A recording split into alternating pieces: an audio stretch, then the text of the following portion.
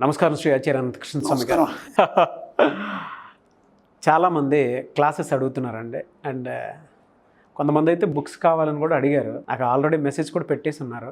So classes ఎప్పుడెప్పుడు ఉంటాయి, ఎక్కడెక్కడ ఉంటాయి?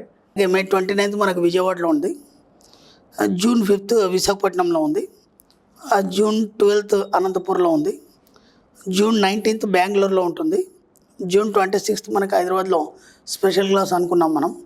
స్పెషల్ క్లాస్ మనకి జూన్ 26th ఉంటుంది. జూలై 3rd తిరుపతిలో ఉంటుంది, అలాగే జూలై 17th రాజమండ్రిలో ఉంటుంది. ఈ క్లాస్ డీటెయిల్స్ అండి. అలాగే మనకి బుక్స్ విషయానికి వస్తే మనకి మనీ మంత్ర 2 కూడా రెడీ అవుతుంది.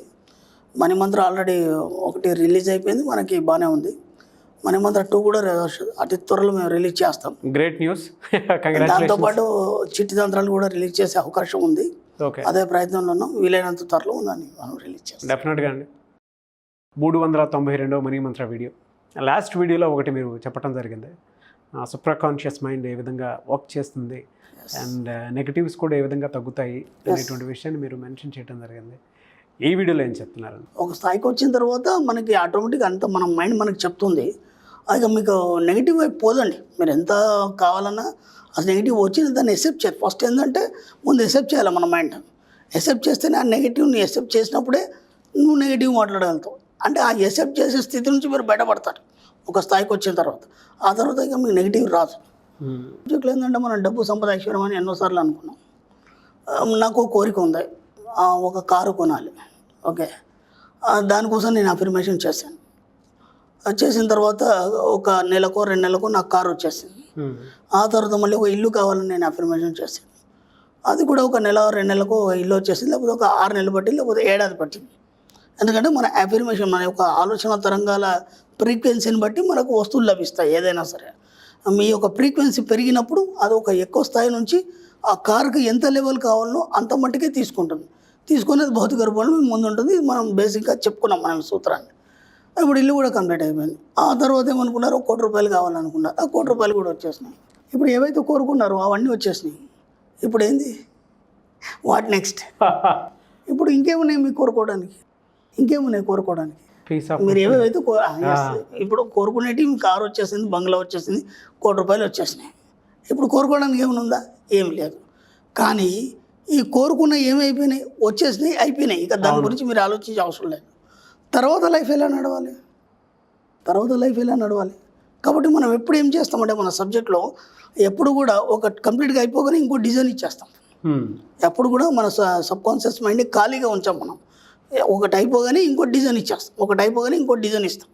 అంటే ఇప్పుడు ఒక కార్ అయిపోయింది, ఇంకో కొత్త కార్, అంటే కొత్త మోడల్ ఏదో వచ్చింది, లేకపోతే టాప్ ఎండ్ మోడల్ ఏదో, దానికి డిజైన్ ఇచ్చేస్తాం.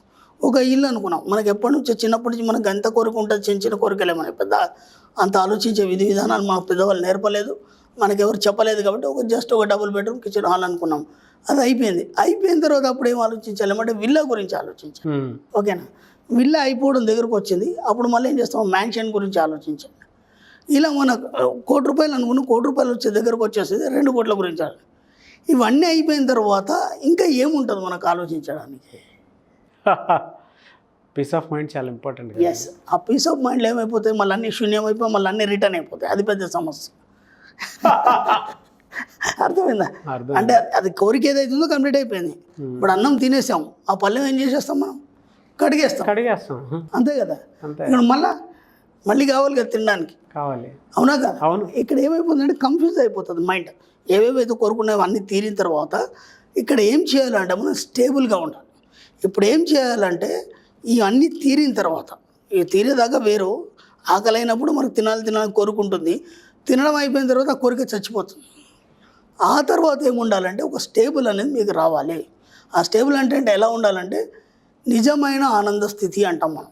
నిజ ఆనంద స్థితి అంటే 24 గంటలు డబ్బు, సంపద, ఐశ్వర్యం ఏవేవైతే నీకు కావాల్సినవన్నీ నిరంతరంగా నీతో ఉన్నట్టు మీరు అఫర్మేషన్ చేయాలి. ఇంకా మీరు కొత్తగా మళ్ళీ కారు కోసము లేకపోతే బిల్డింగ్ కోసము ఇలా వాటి కోసం మీరు ఇక వెంపర్లాడే అవసరం లేదు. అవన్నీ అనుభవించేశారు కాబట్టి ఎప్పుడు సంపూర్ణంగా అవన్నీ మీతోనే ఉన్నట్టు, మీరు వాటి మధ్య ఉన్నట్టు, అవి ఎప్పుడు మీతోని ఒక కలివిడిగా ఉన్నట్టు మీరు అఫర్మేషన్ నిరంతరం చేస్తూనే ఉండాలి.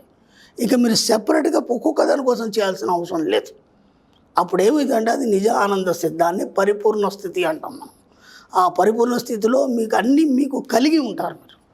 ఆ యొక్క భావనని ఎప్పుడు ఫీలింగ్ ఉన్నప్పుడు మాత్రమే మీరు అన్నీ సంపూర్ణంగా కలిగి ఉంటారు. లేకపోతే ఏమవుతుందంటే ఆ వచ్చిన అన్నీ మళ్ళీ ఒకటి వెళ్ళిపోతాయి. ఎందుకంటే మీరు నెక్స్ట్ డిజైన్ ఇవ్వలేదు, తర్వాత ఏంటంటే డిజైన్ ఇవ్వలేదు. కాబట్టి ఏమైపోతాయి, ఆ ఉన్నాయి కూడా మళ్ళీ ఏదో ఒక సమస్య వచ్చేసి మెల్లిగా అన్నీ వెళ్ళిపోవడం జరుగుతుంది. చాలామంది విషయాల్లో కూడా మనం చూస్తుంటాం. కొందరు కోటీశ్వర్లు ఉంటారు, ఉన్న పని కూడా మనకు కళ్ళ ముందు ఎదుగుతారు ఒక స్థాయికి. ఎదిగిన తర్వాత మనమే ఆశ్చర్యపోతారు, ఇప్పుడు మొన్నటిదాకా మామూలుగా ఉండే ఉన్న పలంగా ఈ స్థితికి వెళ్ళాడు. తర్వాత మళ్ళీ కొన్ని రోజుల తర్వాత అనిపిస్తుంది కదా, ఏదో గొడవ జరుగుతుంది, వాళ్ళది ఏమో అయిందంటారు, ఏదో బిజినెస్ పోయిందంటారు, లేకపోతే ఇలా అయిందంటారు, అలా అయింది, మొత్తం మళ్ళీ కొలాప్స్ అయిపోవడం జరుగుతుంది. ఎందుకంటే వాళ్ళ సంపూర్ణత్వాన్ని వాళ్ళ జీవితంలో కోరుకోలేదు, ఒక స్టేబుల్ అనేది కోరుకోలేదు. కాబట్టి ఏమవుతుంది, ఆ వచ్చినవన్నీ మళ్ళీ లాస్ అవ్వడం కానీ పోవడం కానీ అన్నీ జరుగుతాయి. కాబట్టి అలా కాకుండా మనం ఏం చేయాలంటే ఎప్పుడు కూడా పరిపూర్ణ స్థితిని పొంది ఉండడానికి నిరంతరం అన్నీ మీతో పాటు నిరంతరం అభివృద్ధి చెందుతూనే ఉన్నట్టుగా మీరు ఫీల్ కావాలి. అలా అయినప్పుడు ఏమవుతుందంటే ఎప్పటికీ శాశ్వతంగా మీ ఎండ్ ఆఫ్ డెత్ వరకు కానీ లేకపోతే నెక్స్ట్ లైఫ్ వరకు కూడా అవన్నీ మీతోనే వస్తాయి. అలా అఫర్మేషన్ చేస్తూ మన సబ్ కాన్షియస్ మైండ్కి దాన్ని పట్టించాలి. పట్టించినప్పుడు ఏమవుతుందంటే ఈ జన్మ తర్వాత కూడా నెక్స్ట్ బర్త్లో మళ్ళీ సబ్ కాన్షియస్ మైండ్ ఇవన్నీ తీసుకొని అక్కడికి వెళ్తుంది. మీరు ఇచ్చినటువంటి పరిపూర్ణత్వాన్ని తీసుకొని అక్కడికి వెళ్తుంది. వెళ్ళిన తర్వాత అక్కడ కూడా మళ్ళీ మీరు ఒక సంపూర్ణమైన జీవితంతోనే స్టార్ట్ అవుతారు. అప్పుడు మనం ఒక 6th క్లాస్లో ఎంతవరకు చదువుకున్నాం, అక్కడ నుంచి మళ్ళీ 7th క్లాస్లో కంటిన్యూ అవుతుంది మనకి, అవునా కదా? కానీ ఇక్కడనే మొత్తం పూర్తయిన తర్వాత 7th క్లాస్లో చదవడానికి ఏమి ఉండదు. కాబట్టి మన లైఫ్ని కూడా ఏం చేయాలంటే ఎంత వీలైతే అంత మీరు ప్రశాంతం కూర్చున్నారు, ఏం పనేం లేదు, జస్ట్ మీరు పరిపూర్ణత్వాన్ని కలిగి ఉన్నట్టు అన్ని సంపదల్ని సౌఖ్యాలని కలిగి ఉన్నట్టు ఎప్పుడు ఫీల్ అవుతూనే ఉండాలి. ఎప్పుడు వీలైతే అప్పుడు మీకు ఏ కొద్దిగా టైం దొరికినా సరే దాన్ని ఫీల్ అవుతున్నప్పుడు ఏమవుతుంటే ఎప్పుడు కూడా మీ జీవితంలో ఓడిపోవడం కానీ మళ్ళీ వెనక్కి రావడం అనేది జరగదు. కాబట్టి దీన్ని ఏమంటారంటే రూకతతో కూడి ఉండడం, ఎరుక కలిగి ఉండడం. మనం ఇంతకుముందు చెప్పుకున్నాం ఎన్నోసార్లు. కాబట్టి మీకు కావాల్సినటువంటి డబ్బు సంపద ఐశ్వర్యం పట్ల నిరంతరం ఎరుక కలిగి జాగరూకతతో ఉన్నప్పుడే మీరు మళ్ళీ వెనక్కిపోలేరు. ఇంకా ముందుకు పోయే అవకాశాలు ఉంటాయి. ఎప్పుడు కూడా మీరు ఆలోచించే అవసరం లేదు, వెనక్కి తిరిగి చూసే అవసరం లేదు. మనం అనుకున్న వాటిని ఒక టైం రాగానే ఆపేస్తాం కాబట్టి మళ్ళీ అవన్నీ వెనక్కిపోతాయి. ముందు డిజైన్ ఇవ్వలేదు కదా, అవును, అందుకని చెప్పేసి మళ్ళీ వెనక్కిపోవడం జరుగుతుంది. కాబట్టి నిత్యానంద స్థితిలో పరిపూర్ణత్వాన్ని పొందినప్పుడు మళ్ళీ ఎప్పుడు కూడా మీరు స్టేబుల్గా ఉండగలుగుతారు. ఎంత వీలైతే అంత దానికోసం ప్రయత్నం చేయండి. స్టేబుల్గా ఉండడం ఎప్పుడు వాటిని నిరంతరం వాటి పట్ల ఎరక కలిగి వాటిని జ్ఞప్తి చేసుకుంటూనే ఉండాలి. ఎప్పుడు కూడా అన్ని మీతో ఎప్పుడు కూడా కాన్షియస్గానే ఉండాలి వాటి పట్ల. అప్పుడే అవి మీతో ఉంటాయి నిరంతరం, లేకపోతే వెళ్ళిపోతే మళ్ళీ ఉండవు. ఎలా సార్ ఈ సంపద, ఐశ్వర్యం, డబ్బు వాటికి సంబంధించినటువంటి విషయాల్లో కొంతమంది దారి తప్పిపోతూ ఉంటారు కదా, అవి ఆ స్టేట్ ఆఫ్ మైండ్ ఎట్లా కంట్రోల్ చేయాలి? అది కంట్రోల్ చేయడానికి మనం నిరంతరం వాటి మీద కలిగి ఉండాలి ఆలోచన అని చెప్తున్నాను నేను. అదే ఎరుకతో జాగరూకతతో ఉండాలి. ఎప్పుడు పరిపూర్ణంగా నేను అన్ని కలిగి ఉన్నాననే ఫీలింగే ఉండాలి.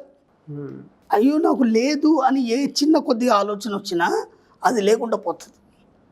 ఏ కొద్దిగా చిన్న ఆలోచన, చిన్న డిస్టర్బెన్స్, అయ్యో అది లేదే, అది వస్తుందా లేదా, అది నాకు లేదే, నాకు కావాలే అని అన్నప్పుడు అదేమైపోతుంది, లేకుండా పోతుంది. మన సబ్జెక్ట్లో ఫస్ట్ నుంచి కూడా నేను చెప్తున్నా ఏంటంటే అన్నీ ఉన్నట్టుగానే భావించాలి. మీ దగ్గర 1,00,000 రూపాయలు ఉన్నాయా, ఇప్పుడు ప్రజెంట్ జేబులో లేవు, కానీ ఏం చెప్పాలి, ఉన్నాయనే చెప్పాలి.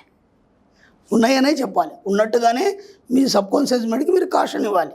అప్పుడు అది ఏం చేస్తుంది, నిజంగానే ఉన్నట్టుగా మీకు దాన్ని తీసుకొచ్చి పెడుతుంది ఏదో రకంగా.